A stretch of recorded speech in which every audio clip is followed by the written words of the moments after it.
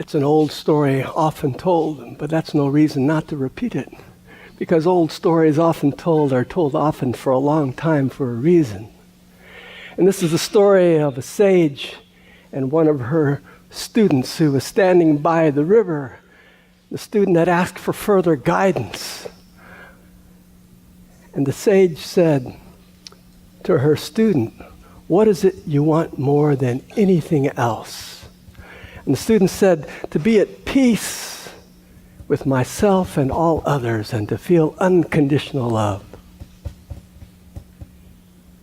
With that, the sage pushed the student into the river and held her head under the water. Now, the student knew that sages do weird things, so he just kind of relaxed into it, figuring there's some other teaching for a minute. But then he started needing air and started struggling and fighting for his breath. Struggle and struggle and struggle, but the teacher was very strong and very determined and kept his head under the water for what seemed like a long time, till finally he broke free and gasping for breath. And the teacher said, "Now, while your head was underwater, what did you want more than anything?" He said, "Well, I just wanted to live. I just wanted to breathe." He said, "Okay, once you bring that same single-pointed desire to your desire to be at peace with yourself and all others, you will find your heart's desire." And you say, "Well, Rudi, that's a nice story, but what does that have to do with me? I'm just trying to live a good life. I'm just trying to be a good mom. I'm just trying to be a good coworker, good son, good neighbor."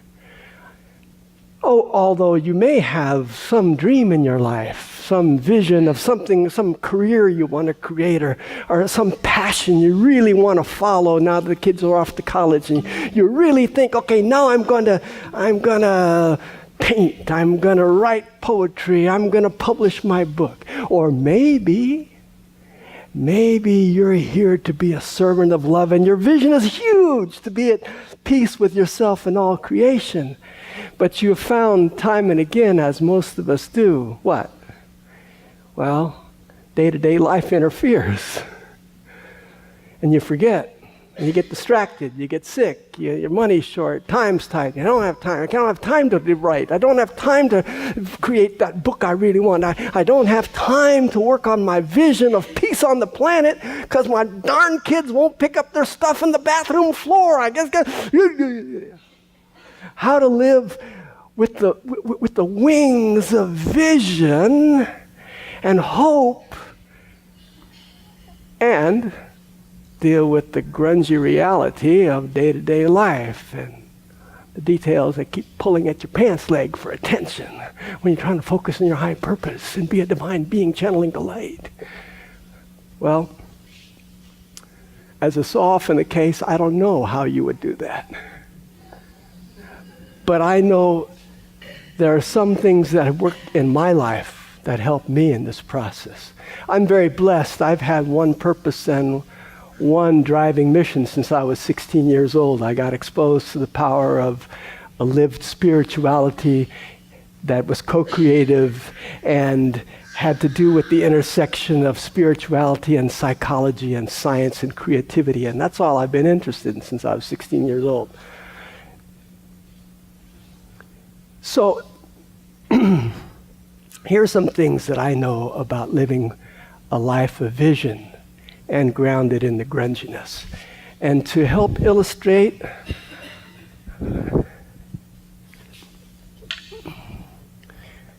here's this beautiful bow and arrow that a well-meaning relative gave to my son, Mateo, many years ago.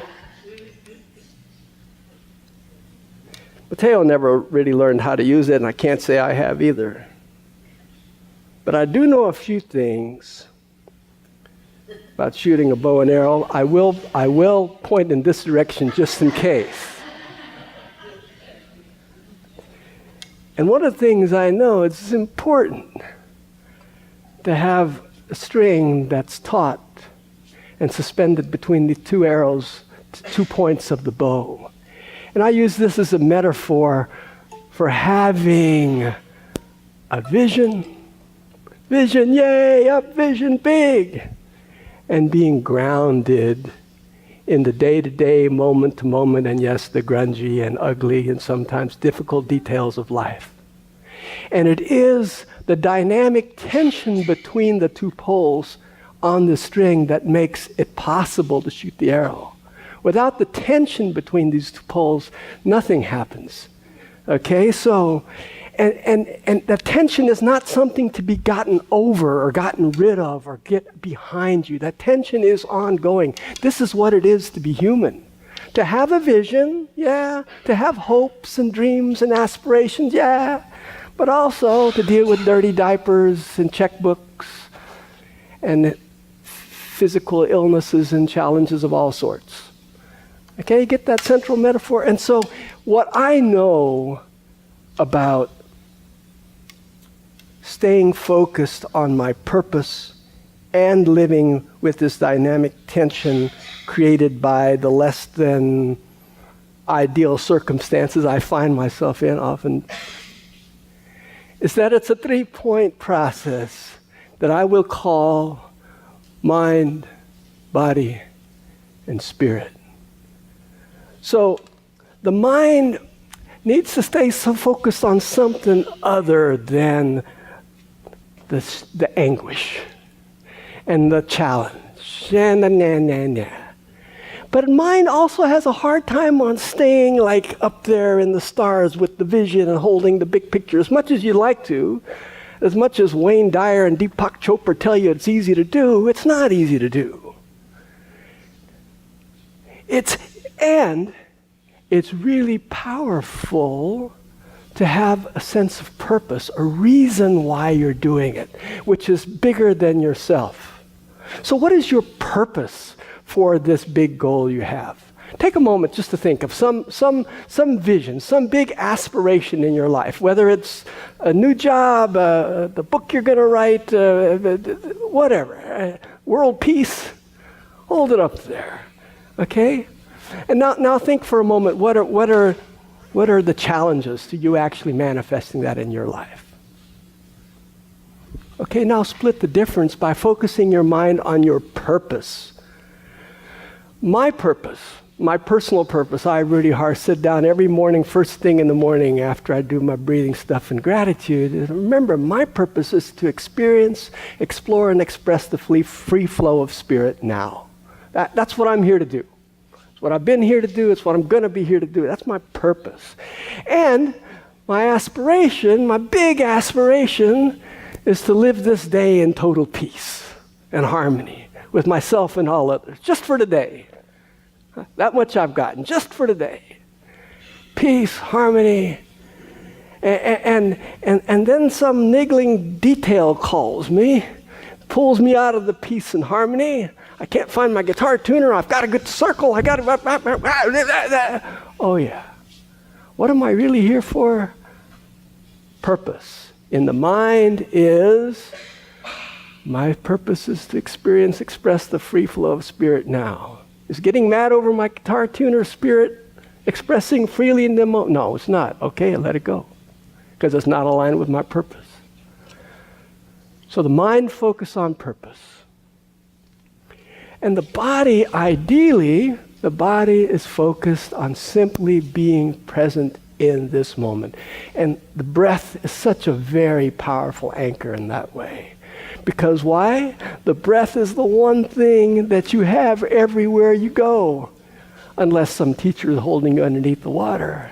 And even then, that desire to breathe is so strong that you'll do whatever it takes to breathe again. So, focusing the intensity of your body experience into the breath in this moment, after having relaxed into purpose, mind, body, breath, and now spirit, the place you stand.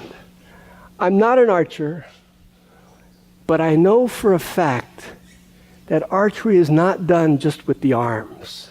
That an archer needs to be grounded in the moment, in the legs. And I say that's where spirit lives, right where my body greets the ground. There's a real tendency in our culture to think of spirit as being out there. in heaven, sunrises, wind, spirit, out there. But I say the place where spirit meets the body is right here, and ideally at the soles of the feet.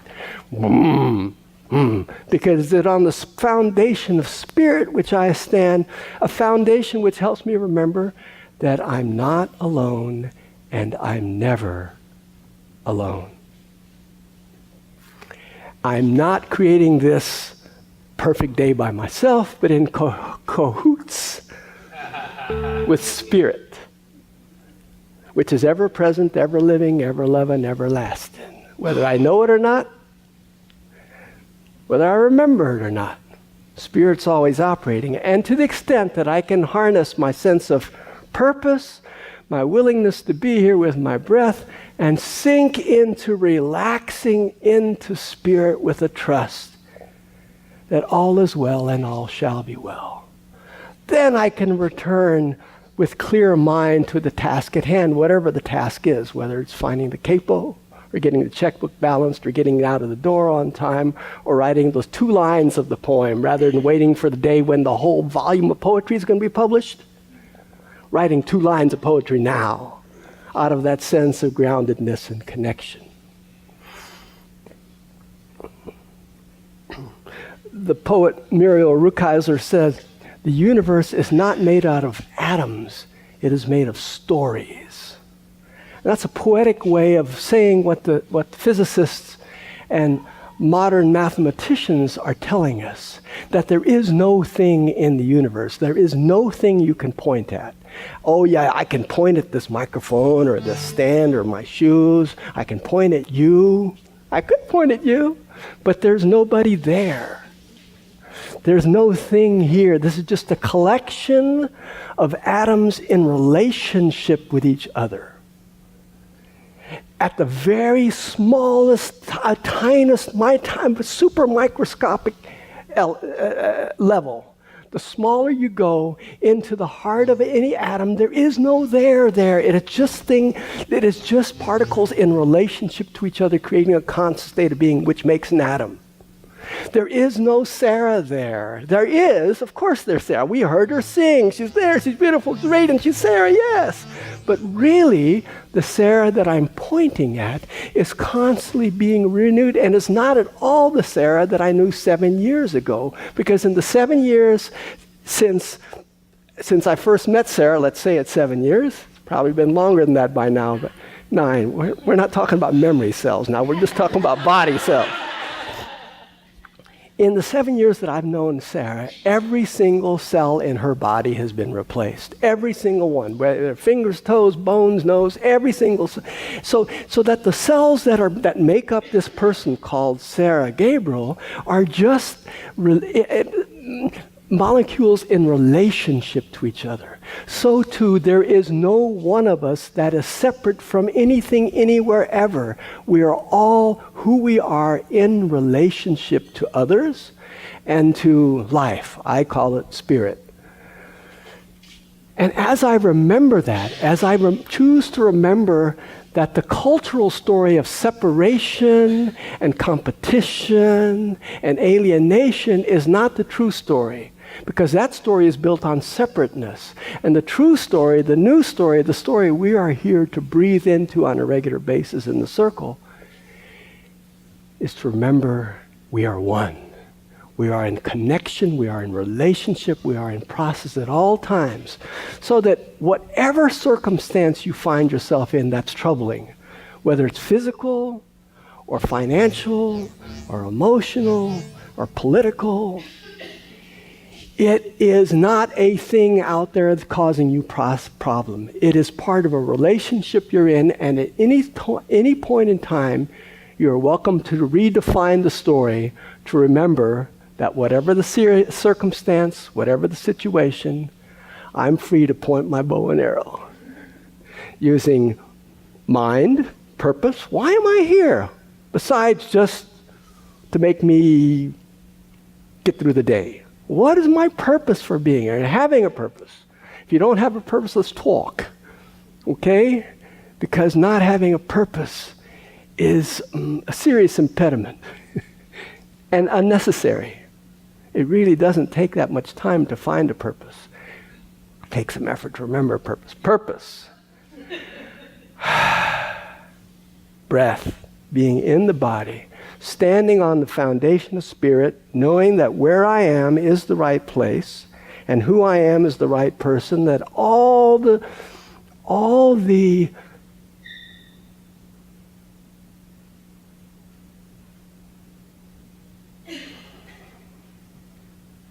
resources, all the support, all the peace, and all the energy I ever need is present here and now. That's the promise. That's the truth. That's the story on which I choose to stand and to shoot. I won't shoot. But you get the idea.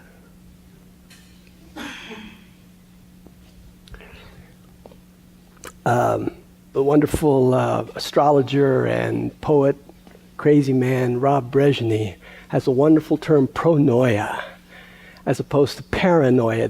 Paranoia, the idea the world is out to get you. Pronoia is the notion that the world is here to support you and is constantly conspiring for your success. Not necessarily success in getting more money or the bigger car, but success in being the full expression of who you can be in this moment, which may well lead to more money and a better car and a job and the stuffness of our culture. Can you feel that? Can you feel the power of the world choosing to conspire to support you? Or actually, the power comes in choosing to believe the world is here to support you. And that spirit is here to co-create with you. You're free to tell the story and choose the story that you want. Tell the story of separation and difficulty and struggle if you want. Go for it. Life will support you. Life will say yes to whatever you want, if that's the story you want. But if the story you want is one of inclusion, one of mind, body, and spirit in alignment in this moment,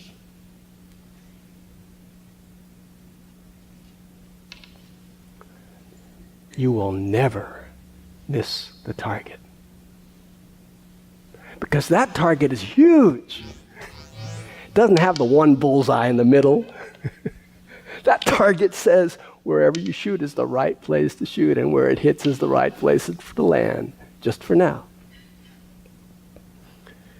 Well, like I said, some well-meaning relative gave this to my son many years ago.